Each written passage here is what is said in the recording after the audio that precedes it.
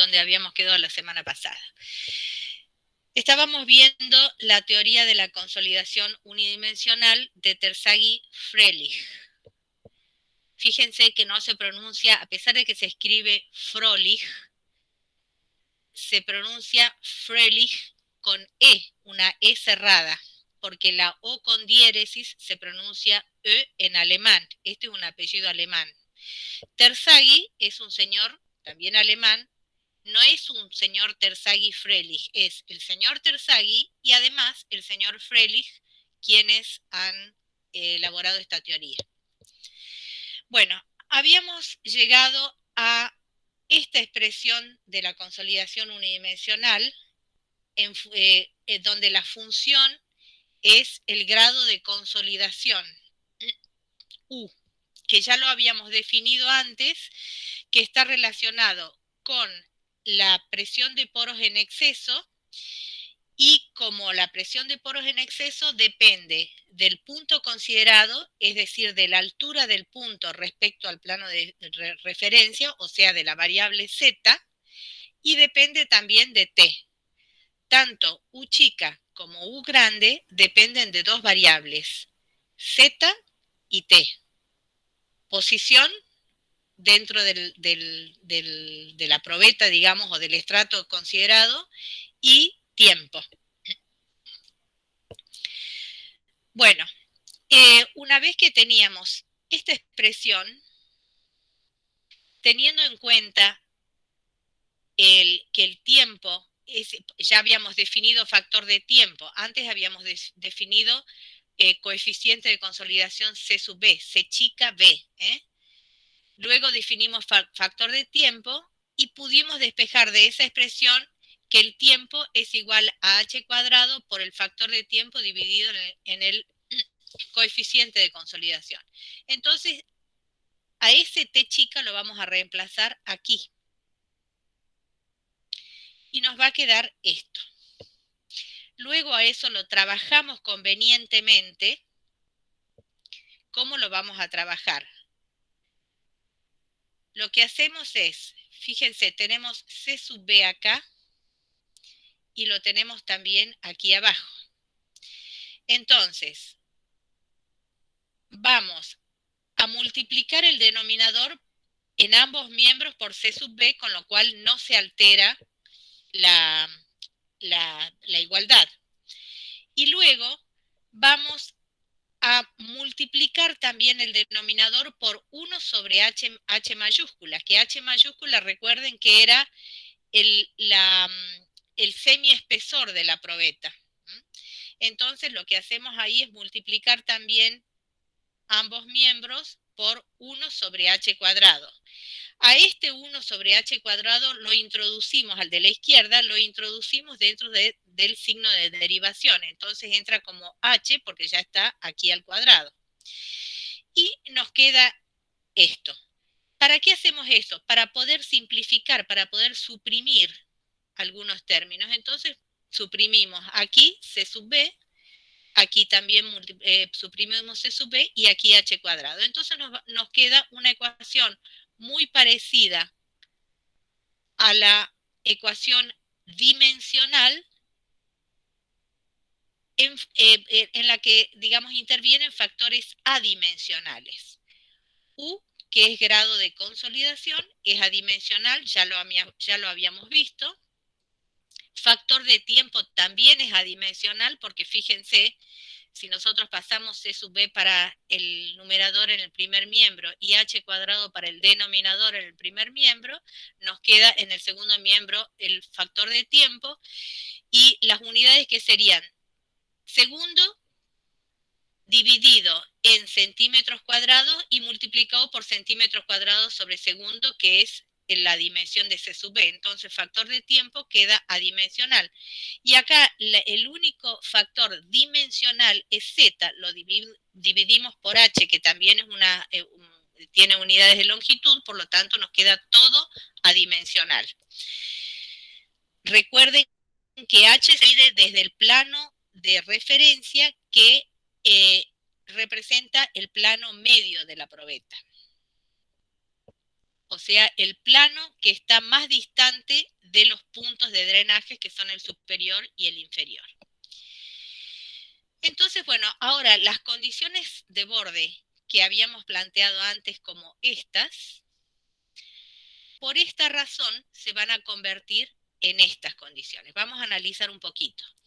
Habíamos definido antes grado de consolidación dependiente de Z y de T como 1 menos la presión de poros en exceso en cualquier instante, en un instante T, dividido la presión de poros en exceso en el instante inicial. Este U sub 0 es igual al incremento de carga total colocado, o sea, delta sigma. Despejando de esta expresión U, nos queda 1 menos U, grado de consolidación, multiplicado por U sub 0. U sub 0 es una constante, que es igual a delta sigma, es un valor constante. ¿Qué pasa si derivamos U respecto a Z? Derivemos de acá U respecto, U grande, ¿no? Perdón, U chica. Derivemos U chica respecto a Z. La derivada de U chica respecto a Z, U chica es presión de poros en exceso y es dimensional, es igual a la derivada de 1 es 0 porque 1 es una constante. Entonces sale afuera el signo y queda, y esto también, el U0 es una constante, por lo tanto la podemos sacar junto con el signo fuera del signo de derivación y nos quedaría menos U0 por la derivada de grado de consolidación con respecto a Z. Entonces ahí vemos que estas condiciones, derivada de presión de poros en exceso con respecto a Z, es equivalente a decir ahora menos U0 por la derivada de grado de consolidación con respecto a Z. Por lo tanto, si antes la derivada de grado de presión de poros en exceso con respecto a Z era igual a 0, ahora también podemos decir, bueno, en lugar de eso reemplazamos por la derivada de grado de consolidación con respecto a Z igual a 0, que es esto. Nada más que como Z es dimensional, la convertimos en adimensional dividiendo por H. Entonces, esta condición es exactamente igual que esta. Y antes valía esta condición para todo tiempo y ahora esta otra vale para todo factor de tiempo. El grado de validez es para Z sobre H igual a 0, es decir, para el plano de referencia, como antes decía para Z igual a 0. La segunda condición que era antes, para Z igual a H, es decir, para todos los puntos situados acá, porque este es el plano de referencia y aquí Z es igual a 0. Aquí, en este plano, todos los puntos tienen una posición que está gobernada por la coordenada Z igual a H. H es todo esto que es la semialtura de la probeta. Entonces, para Z igual a H, es decir, para todos estos puntos de aquí, U era igual a 0 antes, U era igual a 0, es decir, estábamos en este punto, U igual a 0, para todo tiempo distinto del inicial en que U era igual a toda esta altura en todos estos puntos. Entonces, ¿cómo convertimos ahora esa condición? Cuando U es igual a 0, sacamos de aquí, fíjense, si hacemos U chica igual a 0, nos quedaría U grande igual a 1. Entonces la condición ahora equivalente a esta sería U grande igual a 1, que eso ocurre para U igual a 0, y ocurría para todos los puntos Z igual a H, o sea, todos estos puntos. Entonces ahora, con el cambio de variable, ya no sería Z igual a H, sino Z sobre H igual a 1, que es lo mismo.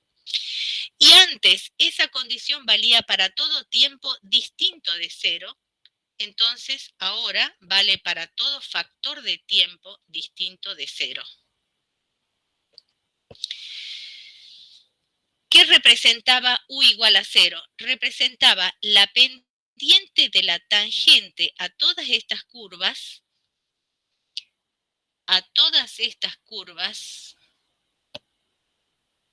ver, no representaba la pendiente, representaba el valor de la función U igual a 0.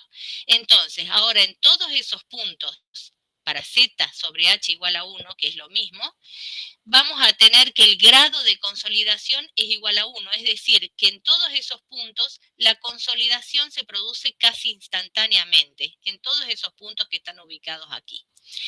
Y la tercera condición, que era para t igual a 0, U igual a U sub 0 e igual a sigma, fíjense, sabemos ya que U0 es igual a sigma en el instante inicial de colocación de la carga sigma. Y esa condición para t igual a 0 es así para cualquier valor de z, es decir, para cualquier plano de la probeta. En el instante inicial t igual a 0, la presión de poros en exceso es igual a la presión aplicada, cualquiera sea la altura considerada, cualquiera sea la posición del punto. Eso es en el instante inicial. ¿Qué quiere decir eso? Que en el instante inicial todo el agua de los poros toma la carga aplicada, que con el tiempo la va a ir transfiriendo a presión efectiva. Bueno, ¿cómo sería ahora con el cambio de variables esa condición? Cuando U es igual a sigma, fíjense, cuando U es igual a sigma e igual a U0, entonces si aquí colocamos U0, sería U0 dividido en U0 sería 1. Quiere decir que 1 menos 1 es igual a 0. Entonces, en lugar de poner U igual a U0, vamos a poner U grande, grado de consolidación, igual a 1. En lugar de t igual a 0, ponemos factor de tiempo igual a 0, y en lugar de z, con el cambio de variable, hacemos para todo z sobre h. O sea, las condiciones de borde son equivalentes.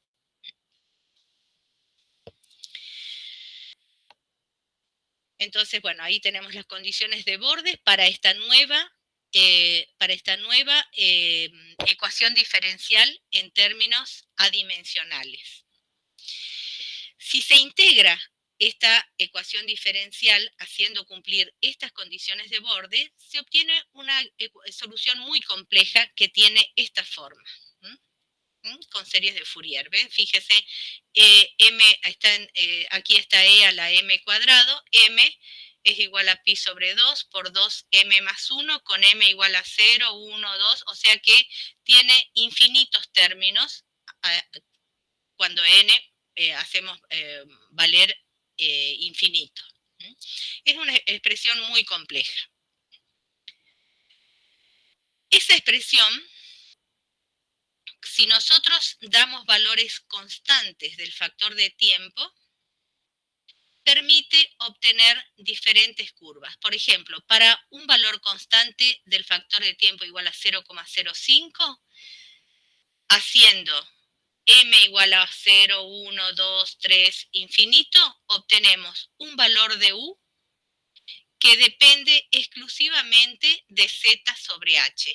Ya no depende del factor de tiempo porque hemos dado un valor constante de factor de tiempo igual a 0,05.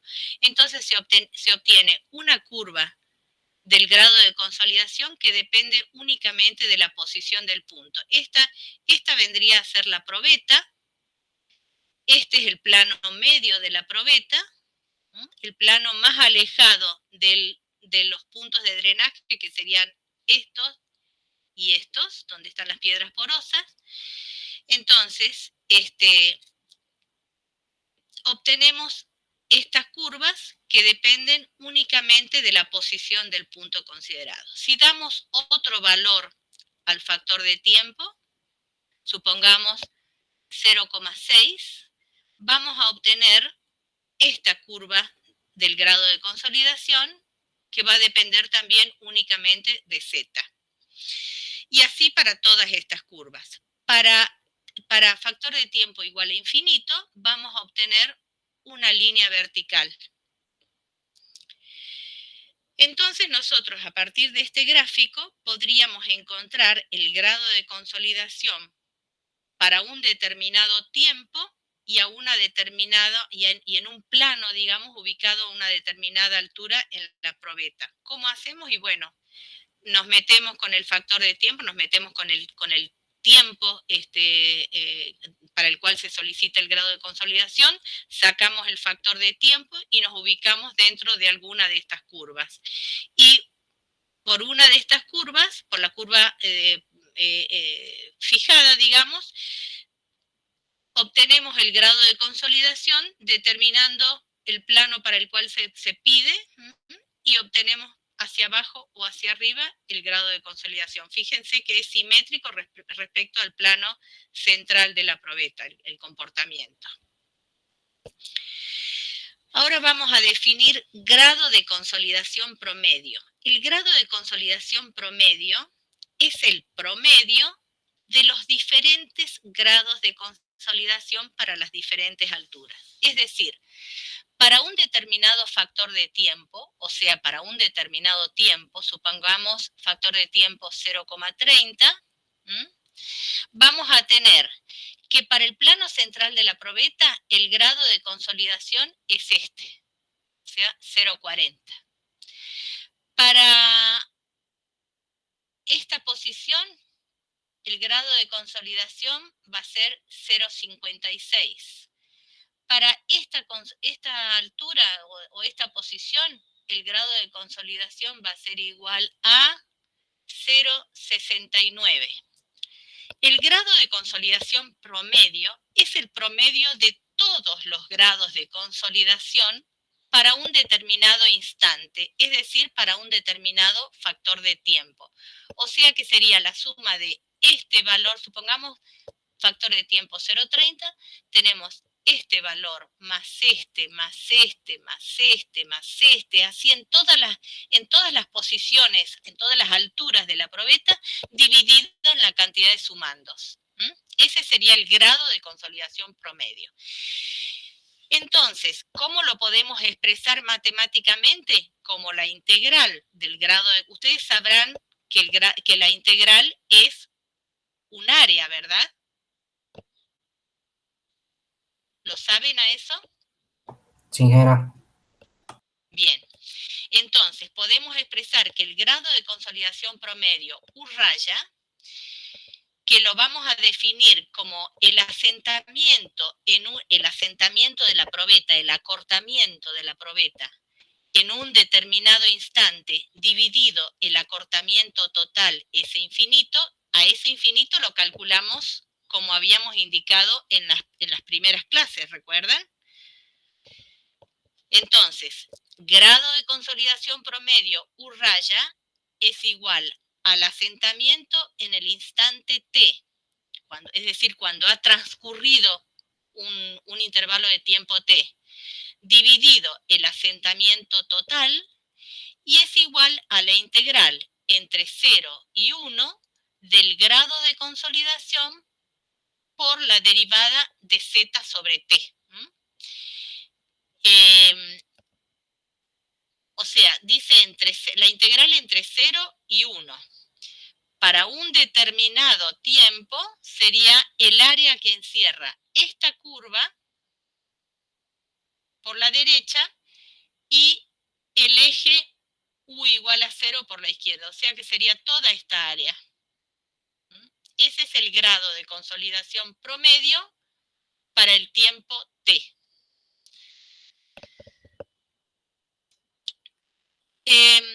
Y eso ocurriría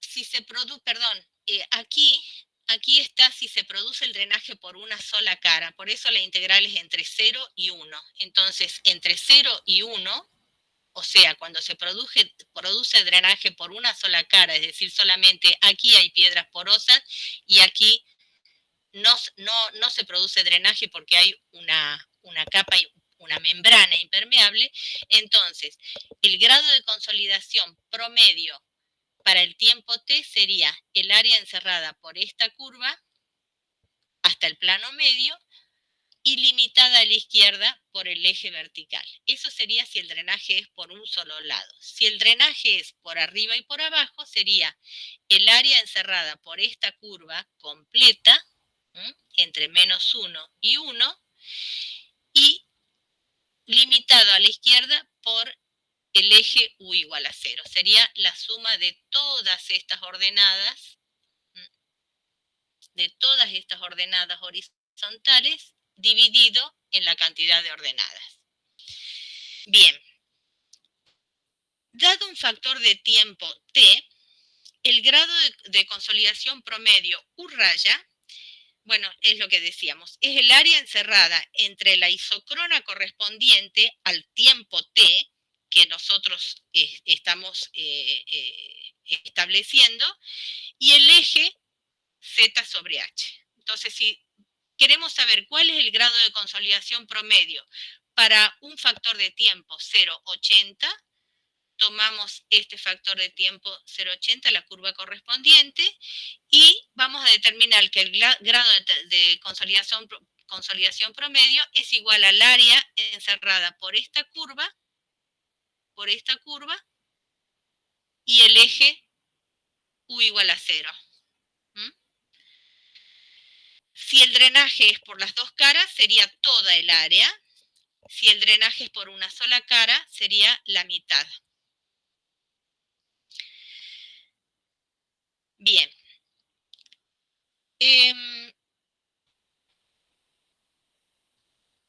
Esta sería la expresión que hemos visto, esa expresión compleja que les decía que es la solución de la ecuación diferencial en términos adimensionales. Y esta es la expresión del grado de consolidación promedio en función de esta expresión. O sea, la expresión de U raya no pierde complejidad si reemplazamos U por todo esto. Es muy complejo. Aquí tenemos el reemplazo que se ha hecho, se reemplazó U por toda esta expresión, y la integral nos lleva a esta expresión, que sigue siendo muy compleja. Si nosotros damos distintos valores de t, vamos a encontrar valores de grado de consolidación promedio. Al revés, si nosotros fijamos valores del grado de consolidación promedio, vamos a encontrar diferentes valores de los factores de tiempo. Bueno, eso se ha hecho en esta tabla, que es de mucha utilidad para calcular el tiempo que tarda en producirse un determinado asentamiento. Lo que se hizo para obtener esta tabla es dar valores del grado de consolidación promedio U raya igual a 0, 10, 20, 30, 40, 50, 60, 70, 80, 90, 95, 100, y a través de esta expresión se han calculado los factores de tiempo correspondientes. Esa tabla está representado, digamos, por esta curva, que aparentemente termina en 2, pero no es cierto. Tiende a 2, porque fíjense, para U raya igual a 100%, el factor de tiempo es infinito. Entonces, para grado de consolidación promedio igual a 1 o 100%, esto debería ser infinito. Aparentemente, o sea, como se acerca, como es asintótica en el 100% con el valor 2, entonces pareciera que termina en 2, pero no termina en 2. El factor de tiempo para U raya es infinito. O sea, continúa muy próximo a la horizontal. Esta curva es el grado de consolidación en el plano medio. Fíjense cómo en el plano medio tarda en producirse la consolidación, a pesar de que el grado de consolidación promedio tiene un valor mayor.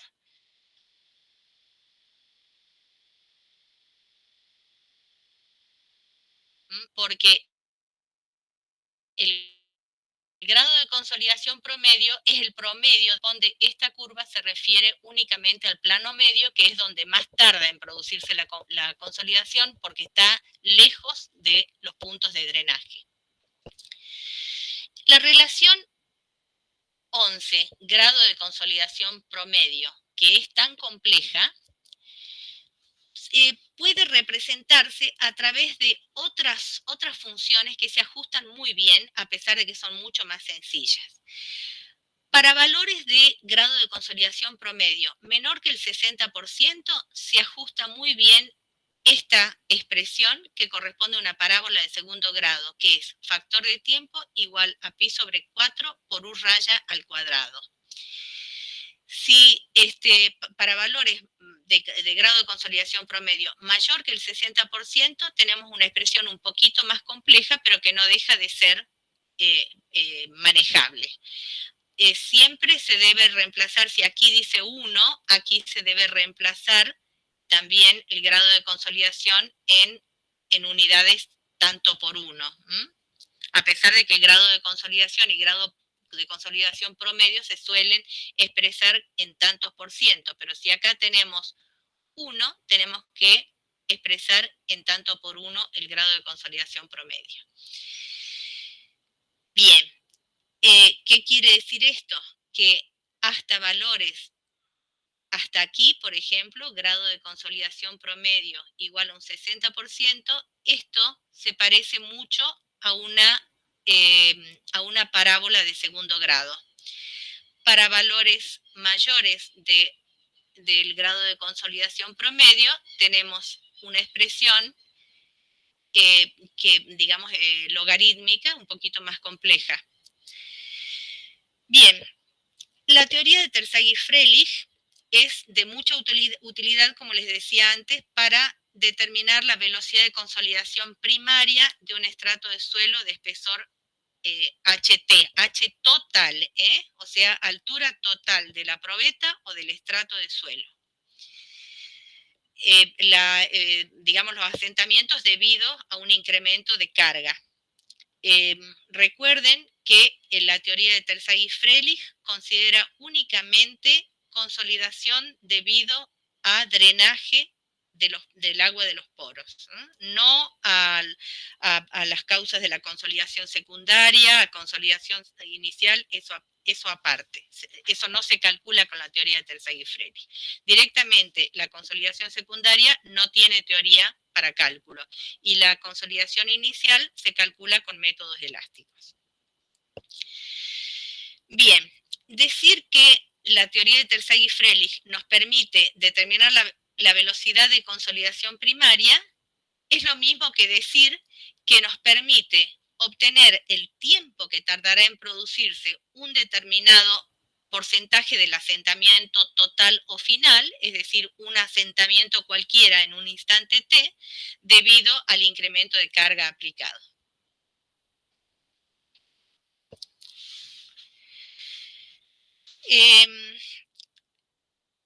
El tiempo ya habíamos visto que está relacionado con el factor de tiempo por esta expresión. Este valor de h no es necesariamente el espesor total de la probeta, aunque puede ser, o del estrato, aunque puede serlo. H es, así se define, como el máximo camino recorrido por el agua de los poros en el estrato de espesor HT. Si el estrato o la probeta drena por ambos lados, entonces H, que es el máximo recorrido del agua, va a ser igual a la semialtura de la probeta o del estrato. Si la probeta o el estrato drenan por un solo extremo, entonces H es igual a la altura total de la probeta o del estrato. ¿Cómo obtenemos el valor de T? En función del grado de consolidación promedio, lo obtenemos de la tabla esta que les he presentado aquí. Nosotros entramos en esta tabla con el grado de consolidación promedio, ya sabemos que el grado de consolidación promedio se define de esta manera, como asentamiento de todo el estrato en el tiempo t dividido el asentamiento total.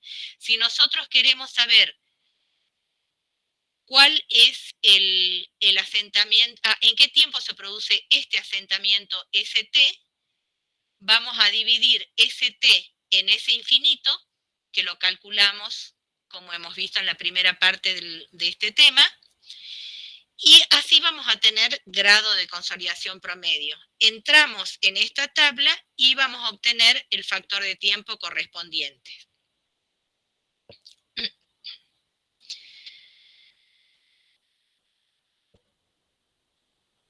Entonces, ahí está, ¿ven? Nosotros queremos saber en cuánto tiempo se va a conseguir el valor ST, que es parte del asentamiento infinito. Entonces calculamos ST dividido en ese infinito por 100 y eso es grado de consolidación promedio. De ahí vamos a la curva de factor de tiempo y vamos a obtener este valor. Como esto es dato del estrato de la probeta y esto también lo podemos obtener del ensayo edométrico, entonces así vamos a poder obtener el tiempo.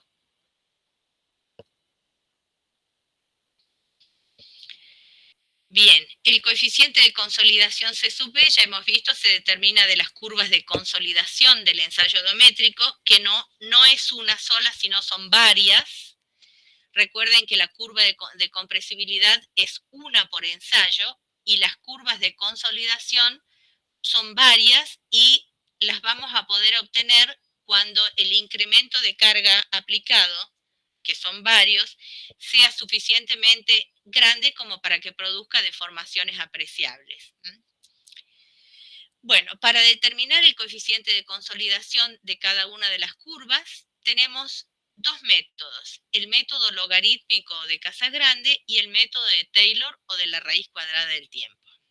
Eso lo tienen muy bien explicado en la guía, en la guía del ensayo edométrico. El ensayo edométrico lo van a ver el miércoles, lo van a hacer, van a tener una clase de laboratorio online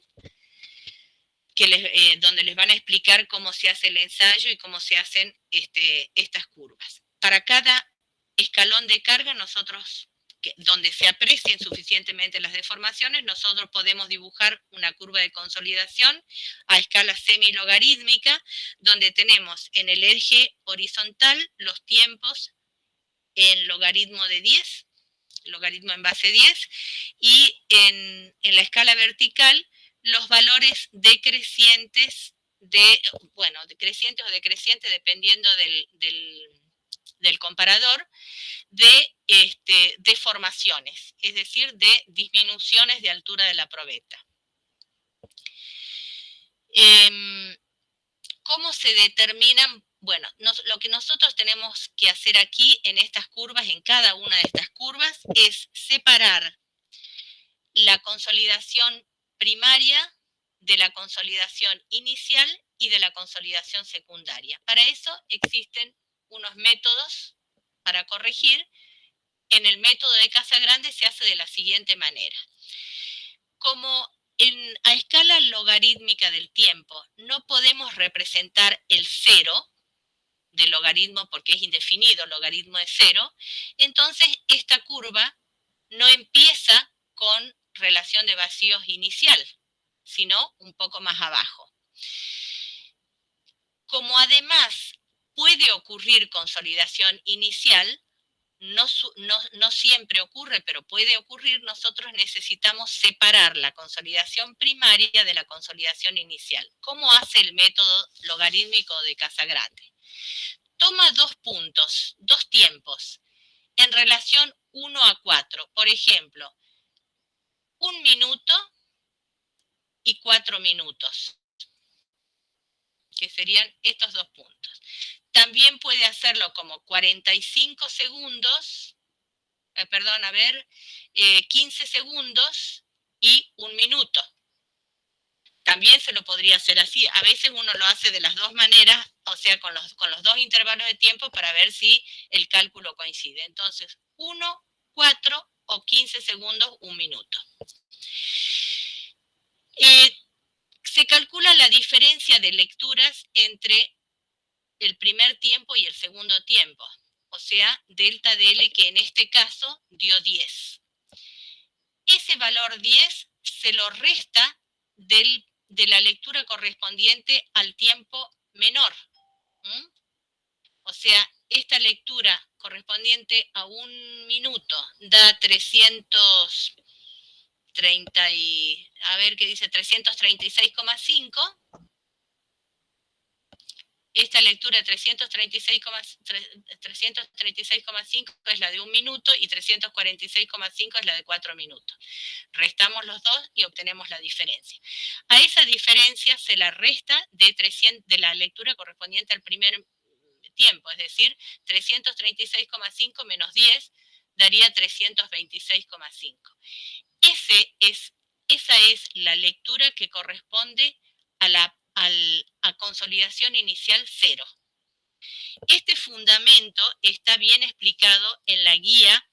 Yo no me quiero meter aquí porque realmente no es necesario saberlo, simplemente lo importante es saber el método, que es lo que uno utiliza mucho, pero no los fundamentos. Si ustedes quieren los fundamentos, están en la guía del ensayo. Entonces, ahí vamos a obtener la consolidación, digamos, la lectura correspondiente a consolidación primaria 0, es decir, la lectura que corresponde al comienzo de la consolidación primaria. Por otro lado, el final de la consolidación primaria y el comienzo de la consolidación secundaria, yo les había dicho antes que realmente no hay un final de consolidación primaria sin que haya ocurrido ya algo de consolidación secundaria. Pero como el método y como la teoría de Terzaghi-Freilich nos dice que tenemos que buscar un 100% de consolidación primaria, entonces se ha convenido en buscar un 100% de consolidación primaria donde se considera que todavía no ha ocurrido una parte importante de la consolidación secundaria. Y ese punto, o sea, el punto correspondiente al 100% de la consolidación primaria, se obtiene trazando la tangente a la curva por el punto de inflexión. Fíjense que la curva aquí tiene una concavidad hacia abajo y después hay un punto de inflexión por acá y cambia la curvatura y al punto que la concavidad comienza a ser hacia arriba. Bueno, por ese punto de inflexión, es decir, por la parte media de la curva, trazamos una tangente y trazamos otra tangente por el final de la curva, es decir, la rama que corresponde ya a la consolidación secundaria, que es recta. Entonces trazamos otra tangente y donde se cruzan esas dos tangentes, decimos que está el 100% de la consolidación primaria. Entonces, la consolidación primaria es la que ocurre en esta curva, es la que ocurre entre 326,5 de la lectura del comparador y 427. Por arriba de 326,5 ha ocurrido consolidación inicial y por debajo empieza la consolidación secundaria, que no la vamos a tener en cuenta. Podría ocurrir que este valor coincida con el valor de la relación, digamos, este valor coincida con la altura final de la probeta antes de colocar este incremento de carga, este que estamos analizando. Lo que querría decir que no ha habido consolidación inicial. Eso sí puede ocurrir, ¿eh? Bien, otro método para determinar ¿cómo vamos a determinar el coeficiente de consolidación? Aquí tenemos que determinar, a ver un segundito.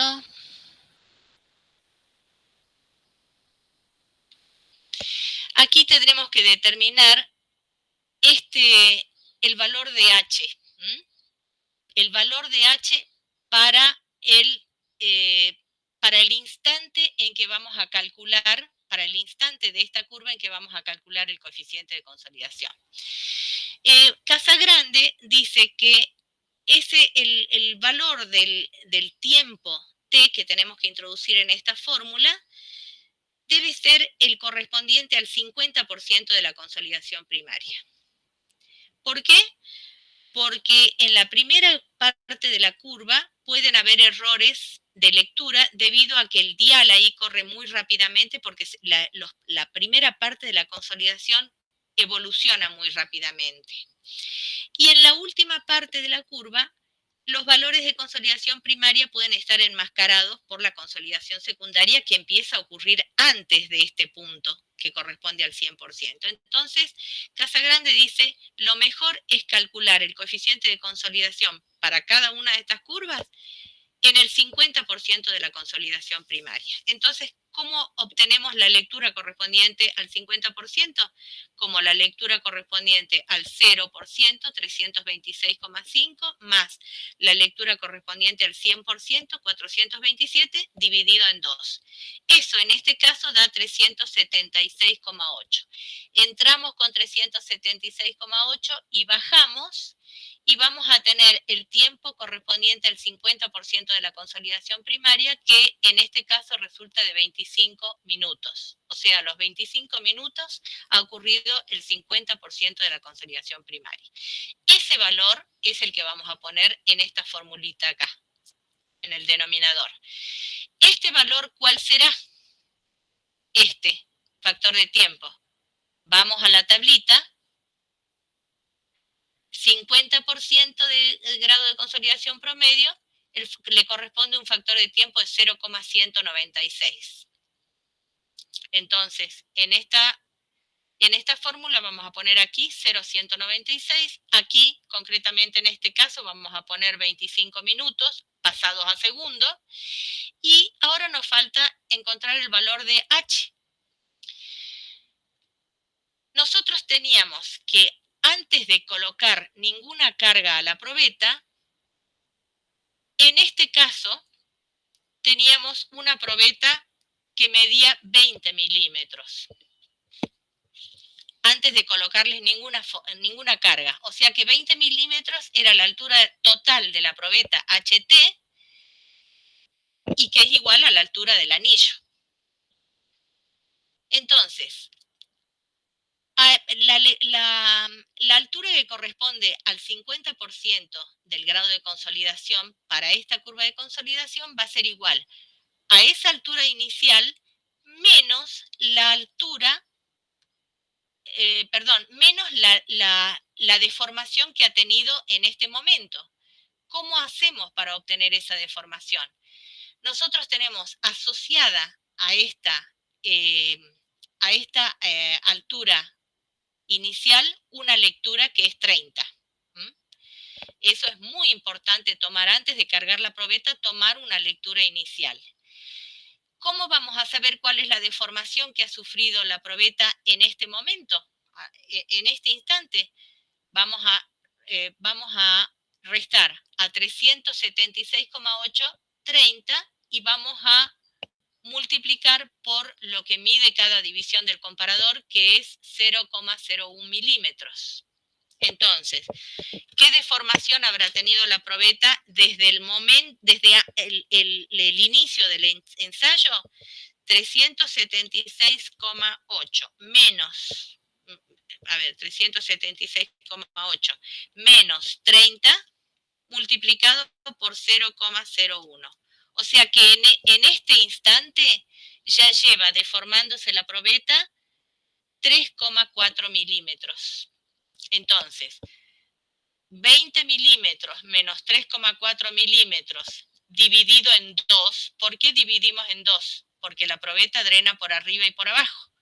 Entonces, ese valor va a ser igual a H. O sea, 20 milímetros menos 3,46 dividido en 2, vamos a tener que H en milímetros es igual a 8,27. A eso le vamos al cuadrado, ya tenemos el factor de tiempo y dividimos por este tiempo igual a 25 minutos, que multiplicamos por 60 para tener segundos, y entonces vamos a poder calcular el coeficiente de consolidación para este escalón de carga. El coeficiente de consolidación debería ser el mismo independientemente de qué curva de consolidación estemos trabajando.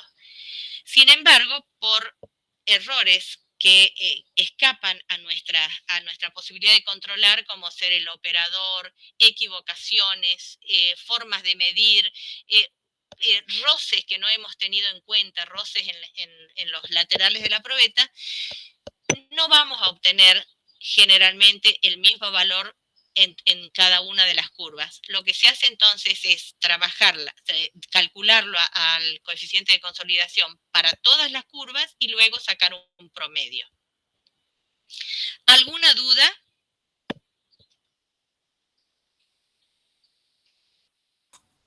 No, ingeniera, por ahora no. Bueno, este es el momento, chicos, para decir no entiendo, por favor, ¿puede repetir? Pasamos entonces ahora al método de Taylor, o de la raíz cuadrada del tiempo.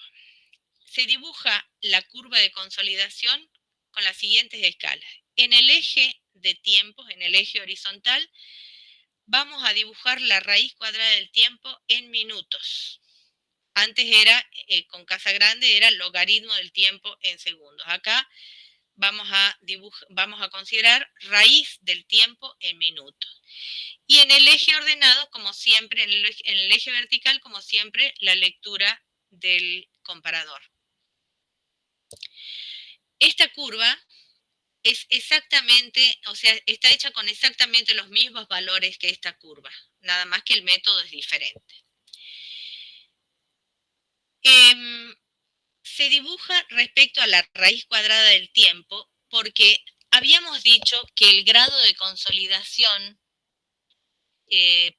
promedio era una ecuación, o sea, se ajustaba muy bien, se parecía mucho a una curva, a una parábola de segundo grado, en función del tiempo. Entonces, si ahora ponemos el tiempo en raíz cuadrada, esa parábola de segundo grado se debería convertir en una recta, hasta el 60% de la consolidación primaria. Entonces, si esto se ha convertido en una recta, que efectivamente se parece a una recta, todas estas lecturas, digamos, forman parte de una recta, entonces, para determinar el cero de la consolidación primaria, lo que hacemos es trasladar hacia atrás, y donde corta al eje vertical que corresponde a tiempo cero, entonces vamos a tener el fin de la consolidación inicial y el comienzo de la consolidación primaria. Fíjense, con este método sale 327 y antes salía 326,5, o sea que son, digamos, los resultados que se obtienen son bastante parecidos. Como les digo, todos los fundamentos están en la guía, a quien le interese lo puede ver. Para determinar, aquí la única posibilidad que tenemos es de determinar el grado de consolidación para el 90% de la consolidación. ¿Por qué para el 90%? Porque para valores menores de la consolidación, el método no permite determinar, o sea, fíjense que se traza una recta de una pendiente, de una determinada pendiente, digamos, esa recta estaría muy próxima a la tangente, a la curva, digamos, a la parte inicial de la curva, a la parte cuadrática. Entonces no sería fácil determinar valores aceptables, digamos, sin error de la consolidación a un determinado tiempo. Y si tomamos, y si decimos, bueno, vamos a determinar el grado de consolidación para el 95% de la consolidación primaria, digamos, nos tenemos que ir digamos, a tangentes que están muy alejadas, que salen fuera del diagrama, porque el 95% tarda mucho en ocurrir. Entonces, lo mejor, asegura Taylor, es decir, bueno, vamos a calcular el coeficiente de consolidación para el 90% de la consolidación primaria. Casagrande dice para el 50 porque con su método es posible hacerlo así. Bueno, entonces, ¿cómo vamos a determinar el tiempo correspondiente al 90% de la consolidación primaria? Vamos a trazar la tangente a la parte inicial de la curva de consolidación, ¿m? Y esta tangencia, esta coincidencia de la curva con la recta debería mantenerse más o menos hasta el 60% de la consolidación primaria, que debe estar por aquí en este caso. Recuerden que aquí en el eje no se diagrama grado de consolidación, pero sí se diagraman deformaciones, porque estas son deformaciones que están relacionadas con el grado de consolidación promedio. Entonces, el 60% del grado de consolidación promedio debe estar por acá más o menos. Bueno, trazamos la tangente y vamos a tomar una horizontal cualquiera, por ejemplo, esta horizontal. Vamos a tomar esa medida y la llamamos D. O sea que el valor D está acá. Sería una abscisa de esta curva, de esta recta tangente a la parte inicial a cualquier altura. Vamos a tomar esta altura, por ejemplo acá, y vamos a llamar a ese valor D. Multiplicamos D por 1,15, entonces vamos a trasladar ahí 1,15D a esa altura, a esta altura, 1,15D sería esto, y vamos a unir ese punto con el punto correspondiente al cero de la consolidación primaria. Entonces surge esta recta. Esta recta sería una recta de pendiente 1,15 veces mayor que esta recta. Entonces, donde corta esa recta a la curva, ahí tenemos el 90% de la consolidación. Bajamos y obtenemos T90. Obtenemos raíz cuadrada de T90. Por lo tanto, T90 va a ser igual al cuadrado de este valor obtenido aquí. Como está en minutos, los pasamos a segundos. Ese es el valor de T que vamos a poner acá. Este factor de tiempo, ¿cuál va a ser? Nos vamos a la tablita. T90 es igual a 0,848. Como ven, son dos métodos y uno utiliza el 50% del que el factor de tiempo es 0,196 y otro utiliza el 90% del grado de consolidación y para ese grado de consolidación el factor de tiempo es 0,848. Entonces, estos valores 0,196 y 0,848 deberíamos saberlos de memoria.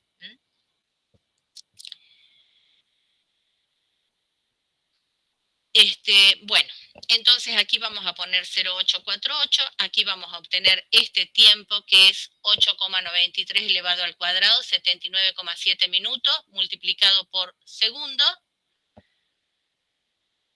Vamos a poner aquí el valor en segundos. ¿Y cómo vamos a determinar H? De la misma o de forma parecida a antes.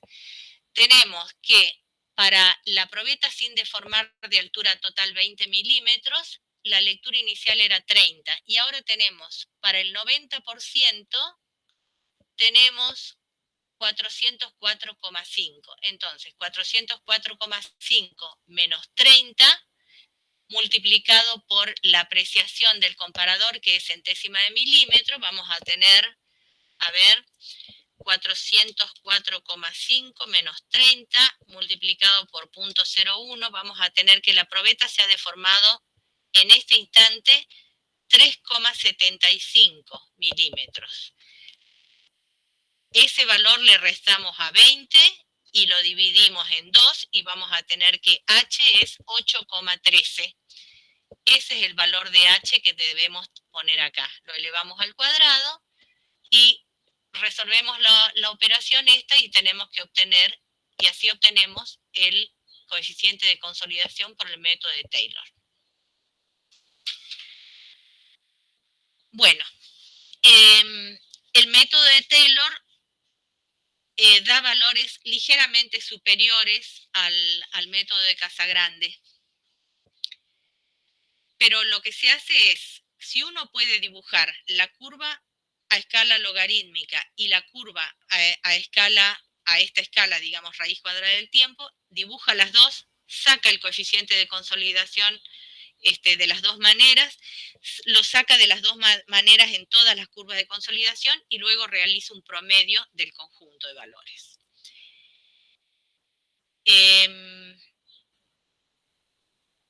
Quería decir algo, pero me olvidé en este momento. Bueno, quizás surja después. Bueno, entonces, una vez que tenemos el coeficiente de consolidación del ensayo, nosotros nos vamos al estrato. Si queremos saber en qué tiempo tarda, primero calculamos para el estrato un asentamiento a tiempo infinito, que digamos serían 20 centímetros, o sea que ese infinito es igual a 20 centímetros. Queremos saber cuánto tardará en producirse un asentamiento igual a la mitad, o sea, ST va a ser igual a 10 centímetros. 10 dividido en 20 es igual a un medio, multiplicado por 100 sería 50% de la consolidación primaria. Para el 50% de la consolidación primaria, nos vamos a la tablita. Ahí está 0,196. Ponemos aquí 0,196. Aquí ponemos el coeficiente de consolidación, según como he enseñado ahora que se obtenía en el laboratorio. ¿Y a quién me puede decir qué valor de H vamos a poner aquí si el estrato tiene 8 metros y está encerrado entre dos capas drenantes de arena? ST es igual a la mitad de ese infinito. ST es igual a 10 centímetros. H total es igual a 8 metros y el estrato está encerrado entre dos capas drenantes de arena.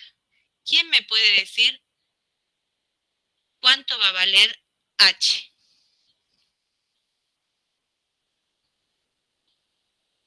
Para ese asentamiento ST, que es de 10 centímetros.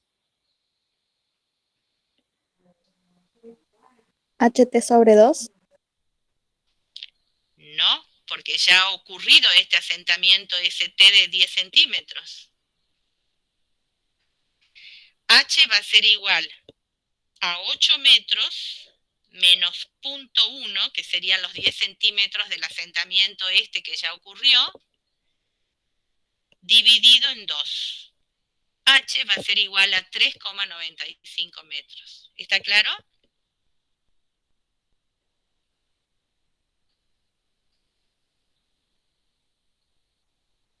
¿Sí o no?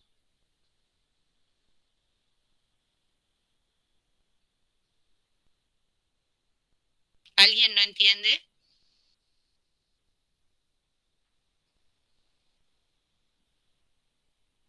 Chicos, ¿alguien no entiende o entienden todos?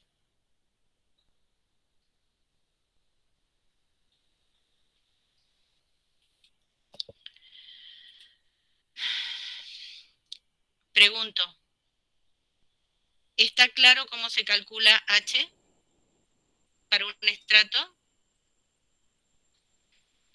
Leandro Lago.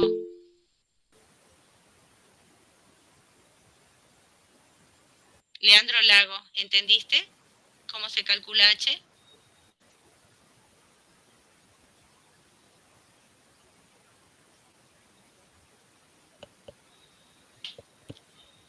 Karen Mamani.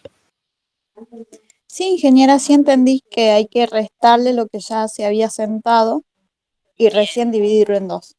Bien, ¿y por qué no me contestan? Gastón Ajaya. ¿Entendiste? Sí, ingeniera, sí entendí. ¿Me podrías explicar, mirando a la diapositiva, cómo se calcula el tiempo que tarda en producirse el asentamiento de 10 centímetros?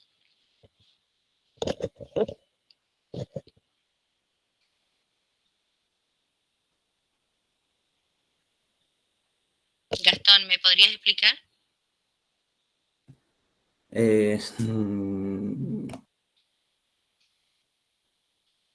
Se calcula con esta fórmula. ¿La ves a esta fórmula? Sí, sí, sí, la veo.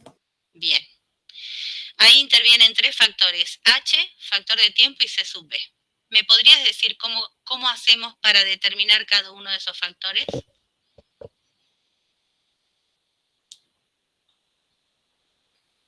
El problema es, quiero saber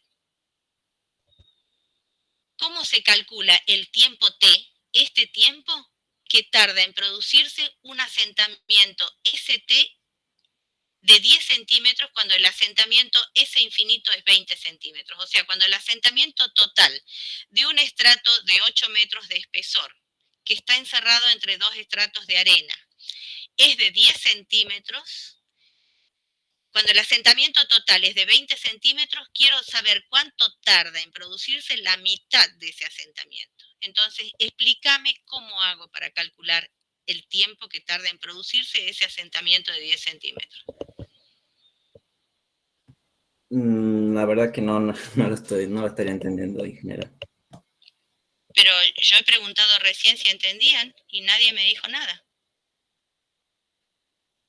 ¿Por qué no me dijiste algo? ¿Por qué no me dijiste que no entendías? Porque, bueno, iba a después rever y por ahí lo agarraba. Pero, por favor, estamos aquí para precisamente para que expresen cuando no entienden algo. Alejo Maldonado, ¿estás o te fuiste?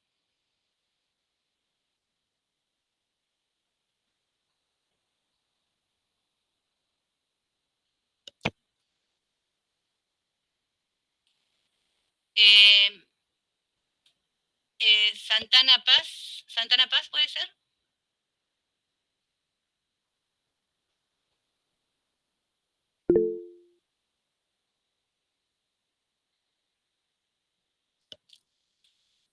Ignacio Fernández.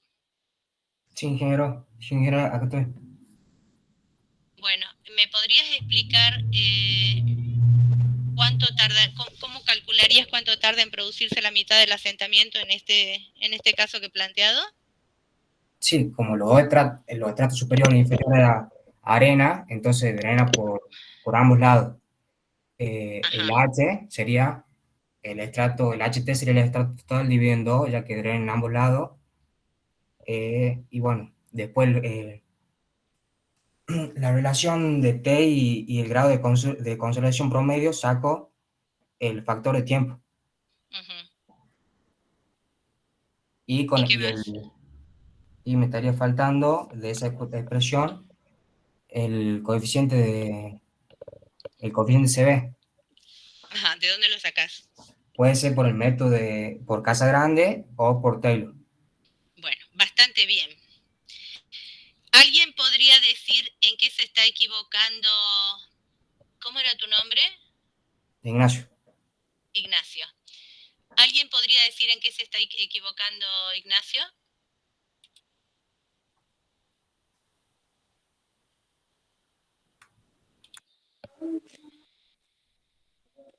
Gonzalo Vargas.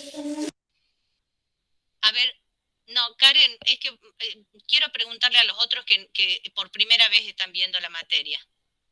Te agradezco tu intención de intervenir, pero quiero saber los otros que están entendiendo de esto. Gonzalo Vargas, ¿está bien lo que dijo tu compañero Ignacio? Perdón. Sí, pero creo que sí, el CB creo que lo sacamos de los datos, como te dijo, del ensayo endométrico. Sí. Y bueno, el T lo sacamos de tabla. Sí. ¿No es así? ¿O sí? Eso dijo tu compañero. Claro. Y bueno, no sé si usted se refiere al H, creo que el hijo se divide por 2 porque drena por ambos extremos. Sí, sí, eso dijo. ¿Te parece que está bien? No escuché bien cómo planteó el ejemplo usted, digamos, si drena por ambos lados. Drena por ambos lados. Claro. Y bueno, al H lo encontramos, como usted recién acaba de explicar, por cualquiera de los 2 métodos. No, eso a C sub B lo encontramos por cualquiera de los 2 métodos que acabo de explicar.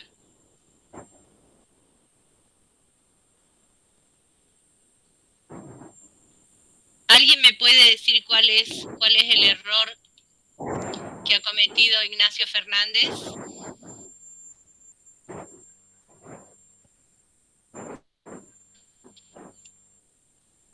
Bárbara.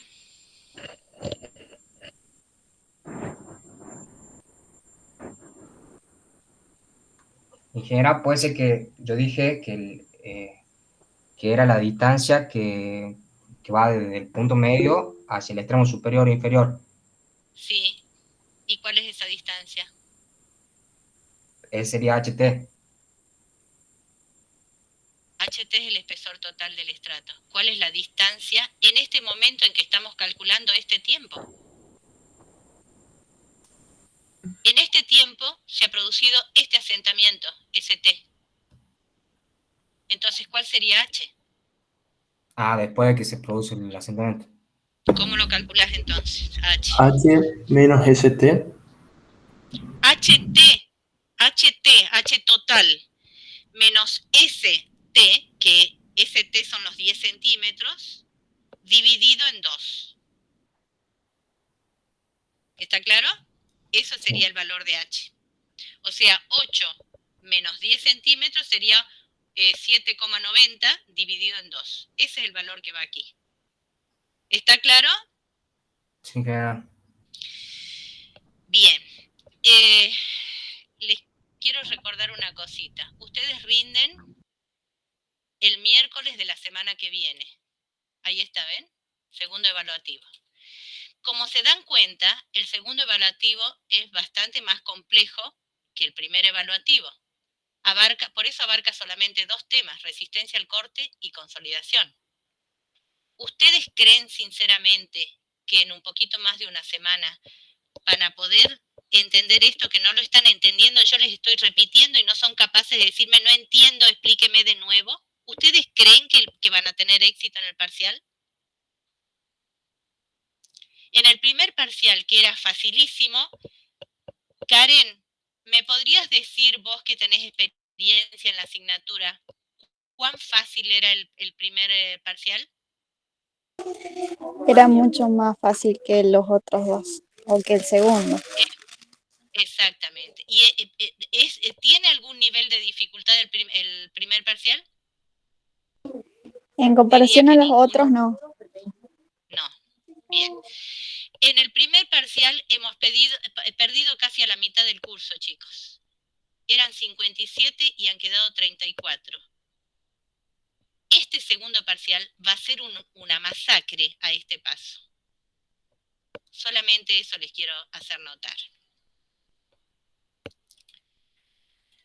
No pierdan el tiempo. Si creen que no la pueden llevar a la asignatura, no pierdan el tiempo, dedíquense a las otras. Bueno.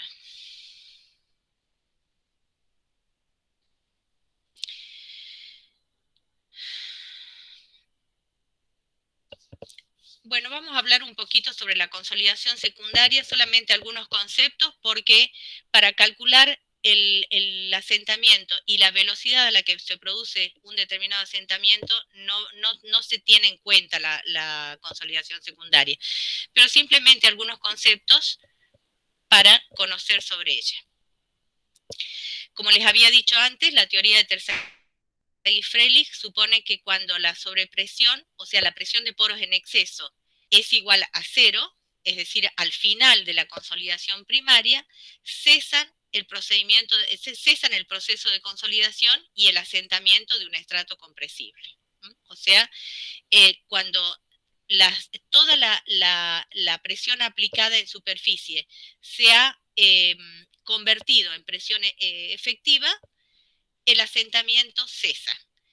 Sin embargo, digamos, observando casos reales, se puede deducir que las deformaciones continúan, incluso en el ensayo se puede observar que las deformaciones continúan a una velocidad que es lineal respecto al logaritmo del tiempo. Por eso, en la curva de consolidación dibujada a escala semilogarítmica, se ve que al final, donde nosotros trazamos la tangente para determinar el fin de la consolidación primaria, se trata de una recta. O sea, las deformaciones continúan a una velocidad lineal respecto al logaritmo del tiempo. Esta deformación se produce a carga efectiva constante. ¿Por qué? Porque ya las sobrepresiones o presiones de poros en exceso se han transferido a presión efectiva en su totalidad. Por lo tanto, a partir de ahí, la carga efectiva es constante, la presión efectiva es constante. Esta deformación se denomina flujo plástico y es debida a la consolidación secundaria. El fenómeno de consolidación secundaria se cree que está asociado a una fricción entre las capas de agua absorbida. Todos estos son conceptos que yo ya los he repetido durante las clases, durante las dos clases anteriores, pero quiero consolidarlos. Habíamos dicho que todas las partículas de arcilla están rodeadas por una capa de agua absorbida, por lo tanto no están en contacto directo entre sí, sino a través de sus capas de agua absorbida. Y el fenómeno de consolidación secundaria parece estar asociado a la fricción de esas capas de agua absorbida, que es muy viscosa y que por eso al aplicar la deformación a mayor velocidad, adquiere más resistencia, o más resistencia en producirse la deformación. Ese es el comportamiento de todos los materiales viscosos. Bueno, por eso dice la resistencia a la deformación, o sea, la resistencia a la deformación crece con la velocidad de deformación y por lo tanto es mayor la resistencia en un estrato de poco espesor. Cuando el estrato tiene mayor espesor, la resistencia a la deformación disminuye y entonces en el terreno en general no se aprecia un aporte importante de asentamiento por consolidación secundaria. Por eso es que es aceptable, digamos, calcular el asentamiento con la teoría de Terzaghi-Freilich, que considera solamente el efecto de la consolidación primaria.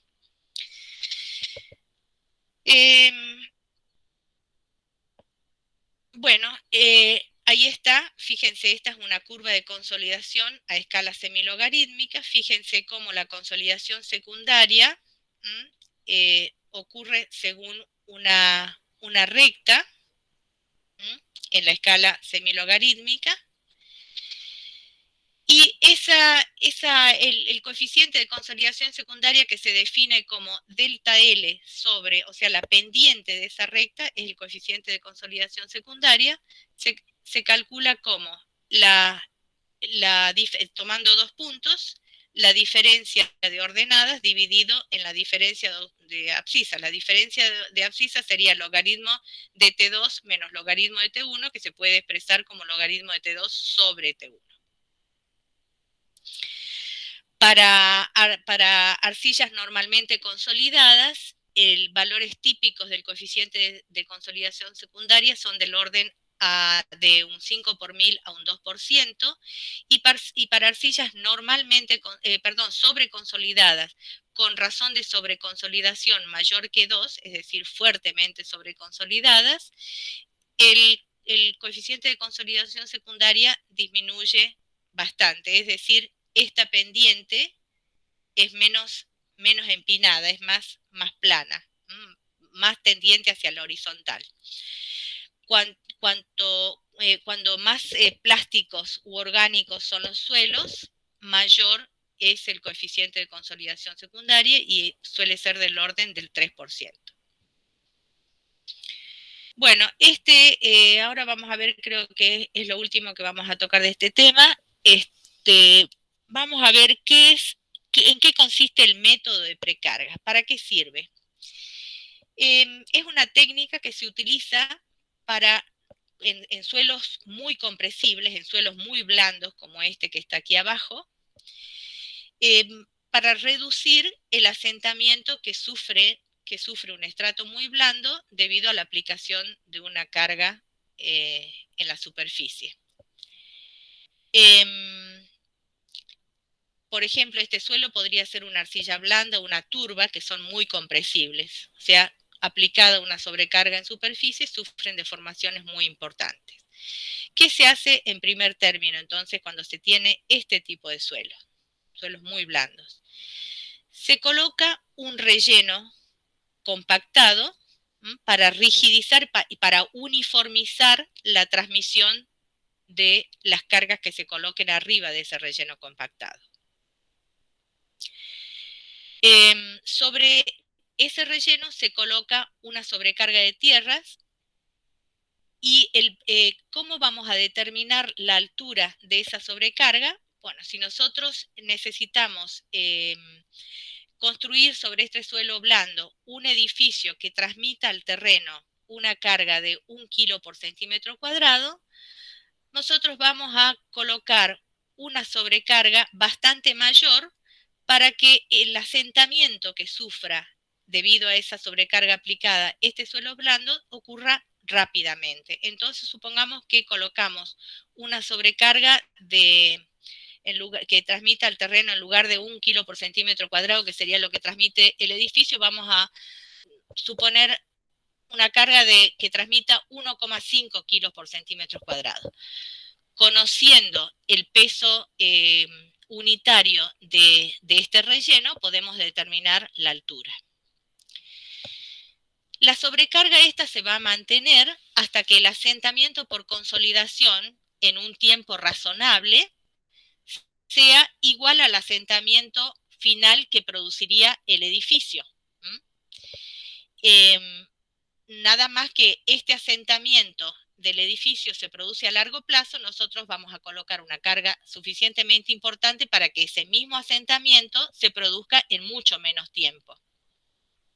Y ahí entonces se puede calcular, de la forma que hemos visto antes, vamos a poder calcular cuánto va a tardar en producirse ese asentamiento, y una vez que, si nos parece razonable el tiempo, retiramos la sobrecarga y luego construimos la edificación. Entonces, este suelo ya se habrá asentado todo lo que se tenía que asentar cuando se colocó la sobrecarga, y ya prácticamente no va a asentar nada con posterioridad a la construcción. Bueno, este es un método que se utiliza mucho en zonas muy descampadas. Esto no se puede aplicar, por ejemplo, en donde se va a construir un edificio que está entre dos medianeras, porque lo que hacemos es producir un arrastre de los edificios vecinos. Y además implica un movimiento de tierras que en ciudad es muy difícil llevar adelante. Bueno, las arcillas expansivas son suelos muy deformables. Un suelo saturado sufre hinchamiento o aumento de volumen al retirar parte de la presión efectiva que actúa sobre él. Ya hemos visto que voy a dibujar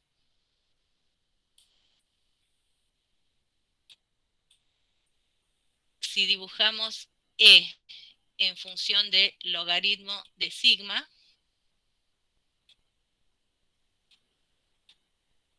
¿alguien me puede decir cómo se llama esta curva?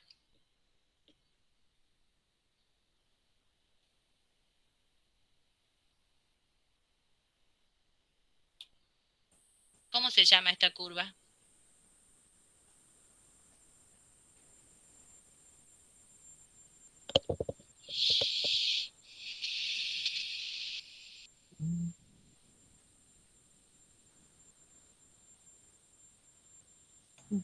¿Esa sería la curva de compresión? En curva de compresión en el terreno se llama a la que obtendríamos en función de esta, pero ¿cómo se llama esta curva de laboratorio? ¿Curva edométrica, ingeniero? Curva edométrica y tiene otro nombre.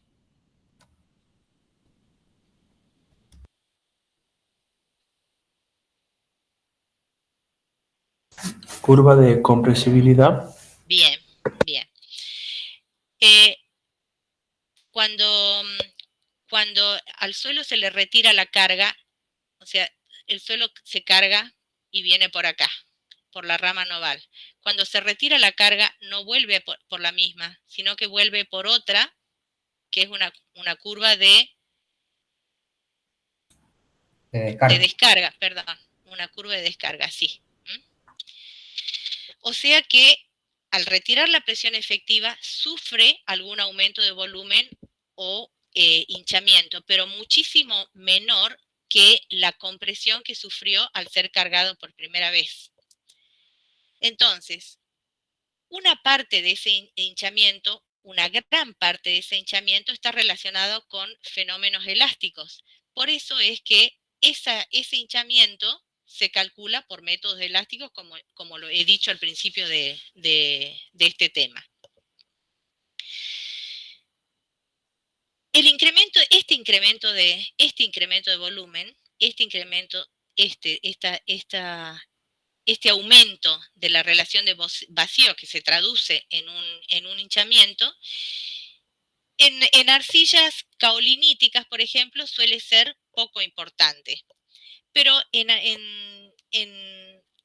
cuando la arcilla está compuesta por minerales arcillosos como la monmorillonita, la vermiculita, la hillita también suele ser bastante expansiva,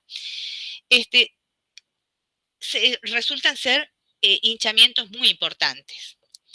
Y esto ocurre porque las partículas de monmorillonita, de estos minerales arcillosos expansivos, tienen mucha afinidad con las moléculas de agua. Entonces, cuando se retira la carga, vuelve a ingresar en los poros la cantidad de agua que había sido expulsada antes. Entonces, estas arcillas se llaman arcillas expansivas y se caracterizan por tener elevados valores del límite líquido y del índice de plasticidad, no así del límite plástico, que yo ya les dije que suele ser muy parecido en todas las arcillas. Entonces, cuando una arcilla tiene un índice de plasticidad muy elevado, es porque su límite líquido es muy elevado, no porque su límite plástico es muy bajo. Bueno, la bentonita es una arcilla muy expansiva porque tiene monmorillonita, que es el mineral arcilloso del que está compuesto esta arcilla. Se llama bentonita porque fue descubierta por primera vez en una localidad llamada Benton, donde había minas naturales de este material. Acá les muestro límite plástico, fíjense, valores del límite plástico de la monmorillonita, dice 54, 98, 81, 60, 75, 73, más o menos valores en el orden de 50 a 100. Fíjense la hillita, que es un poco menos expansiva, valores de 40 y pico a 60. La caolinita, valores del límite plástico del orden de 30, digamos. O sea, 30, 50, 70, pero más o menos dentro del mismo orden. Fíjense, en cambio, el límite líquido, como los valores que tiene sumamente elevados en la monmorillonita, 710, 600 y pico, 290, 140, dependiendo del catión de cambio que tengan, ¿no? Pero fíjense los valores tan elevados que pueden tener las bentonitas, por ejemplo, frente a otras arcillas que tienen minerales arcillosos menos expansivos, ¿ven? Entonces, estos valores se mantienen más o menos dentro del mismo orden, pero lo que aumenta mucho en las arcillas expansivas es el límite líquido. Y por eso es que el límite de elasticidad, el índice de plasticidad, el índice de plasticidad es mucho más elevado en las arcillas expansivas que en las arcillas más estables como la caolinita. Como el caolín, perdón, porque la caolinita es mineral arcilloso y la arcilla que tiene caolinita se llama caolín. Bien. Bueno, y por último, esto es algo que ya lo habíamos visto cuando vimos el tema 3 de clasificación de suelos, hablamos de actividad. Las arcillas expansivas son arcillas que tienen un elevado potencial de expansión, y este potencial de expansión se relaciona con el tipo y cantidad de minerales arcillosos presentes. O sea, si la arcilla tiene monmorillonita, tiene un potencial de expansión muy elevado, mientras que si tiene caolinita, el potencial de expansión es muy bajo. Este potencial de expansión se puede medir con un parámetro que lo definió Skempton, que se llama actividad, y se define como el índice de plasticidad dividido el porcentaje en peso de partículas del tamaño de arcilla. O sea, las partículas de tamaño de arcilla son partículas que tienen menos de 2 micras. Si tenemos un porcentaje constante de partículas de arcilla, o sea, un valor constante, lo que define es el índice de plasticidad. Cuando el índice de plasticidad sea muy elevado, la actividad va a ser elevada y podríamos decir que tenemos una arcilla muy expansiva. Bueno, lo mismo, esto ya lo habían visto, esta tablita antes, pero viene bien recordarlo ahora. La caolinita tiene una actividad de 0,5 frente a la hillita, que tiene una actividad un poco mayor, y la monmorillonita sódica, que es la más expansiva, tiene una expansividad, una actividad que puede llegar hasta 10. Fíjense cómo la monmorillonita sódica es la que tiene un mayor límite líquido y por lo tanto un mayor índice de plasticidad. Y bueno, esto es todo.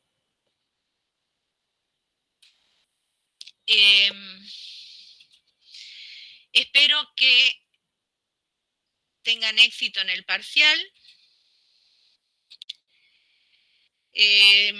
La verdad es que estoy muy preocupada porque no están llevando la asignatura más o menos al día y no tienen tiempo para ponerse a estudiar. O sea que en la parte teórica ya estoy viendo que los resultados van a ser bastante malos.